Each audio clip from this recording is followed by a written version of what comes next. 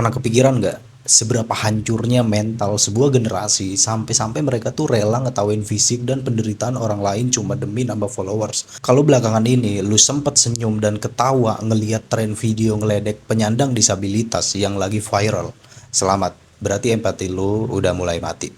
Hai, gua Dave. Selamat datang di channel Naik Level. Hari ini kita nggak bakalan bahas cara cepat kaya ataupun produktivitas lagi.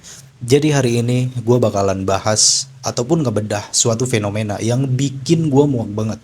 Kita bakalan bongkar psikologi busuk di balik layar. Kenapa orang rela ngelakuin hal serendah ini dan kenapa lu harus berani ambil sikap buat nggak ikut-ikutan jadi orang goblok. Kalian pasti ngerasa, coba deh kalian buka TikTok kalian dan lihat dari sekarang.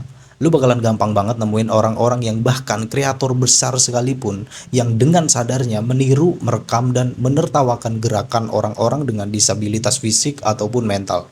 Mereka pakai audio yang lagi viral, bikin gerakan meleot atau ketawa-tawa yang ngehina banget, lalu diupload. Dan yang lebih gila lagi, video-video sampah kayak gini itu ditonton jutaan kali dan dapat ratusan ribu likes. Pertanyaannya adalah, kok bisa sih hal yang secara moral udah menjijikan malah dirayain di internet? Ini bukan cuma soal bercandaan yang kelewatan, karena secara psikologis fenomena ini adalah bukti nyata dari krisis identitas dan kecanduan validasi yang makin parah belakangan ini. Gue bakalan ngajak kalian buat ngebedah isi kepala si pembuat konten. Lu harus mulai paham yang namanya ekonomi perhatian. Karena di era digital sekarang, mata uang yang paling mahal itu adalah perhatian. Ketika seseorang nggak punya skill, nggak punya karya, dan nggak punya pencapaian nyata, mereka bakalan nyari jalan pintas paling murah buat diakui keberadaannya. Mereka sadar betul kalau bikin konten yang mengedukasi itu susah banget. Gue juga bikin konten itu susah banget.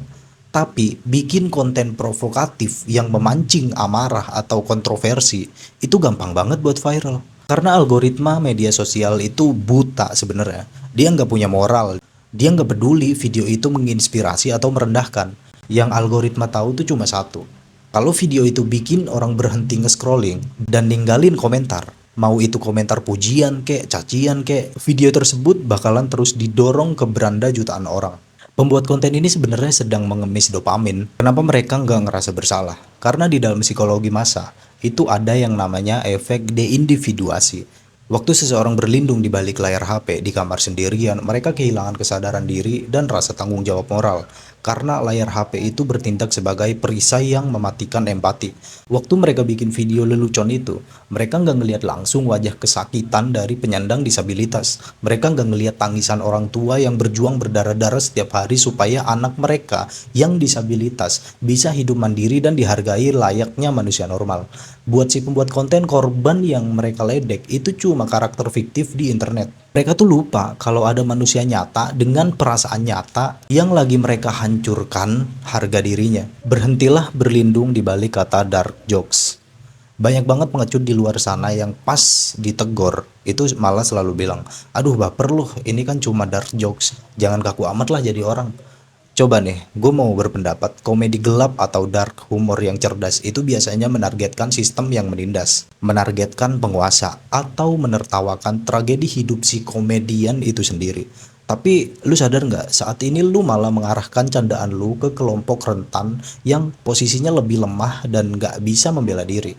Itu bukan komedi, itu adalah perundungan. Karena ngeledek orang yang lebih lemah dari lu, itu cuma tameng buat nutupin rasa insecure dan ketidakmampuan lu sendiri. Terus sebagai orang yang waras, langkah taktis apa yang harus kita lakuin mulai hari ini? Satu, jangan kasih mereka perhatian.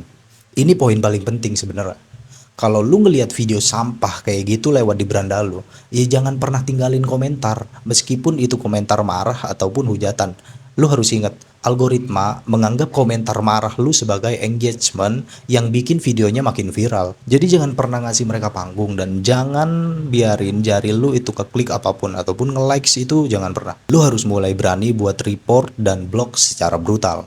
Lu harus pakai waktu 5 detik lu buat klik tombol laporkan atas dasar pelecehan atau hate speech. Blokir aja akunnya. Kita mungkin gak bisa ngontrol apa yang orang lain bakalan buat. Tapi kalau ribuan orang waras ngelakuin report massal, platform bakal nyabut video tersebut. Nah, Kita harus mulai bersihin lingkungan digital kita sendiri. Bangun definisi kekuatan yang sebenarnya. Orang yang benar-benar kuat mental, orang yang udah beneran naik level dalam hidupnya, nggak akan pernah punya keinginan buat nginjek-nginjek orang lain supaya kelihatan tinggi.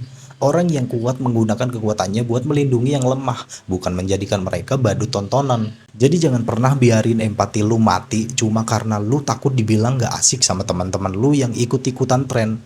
Coba lu harus berdiri tegak, pakai akal sehat lo, dan berani untuk tidak ikut-ikutan arus. Jadi kalau lu setuju, kalau kita tuh butuh internet yang lebih waras dan lu siap bangun mentalitas pelindung bukan perundung, coba klik tombol subscribe dan gabung di channel Naik Level. Kita bakalan terus bongkar realita yang ada, sekeras apapun itu. See you next time, gua Dev. Thank you.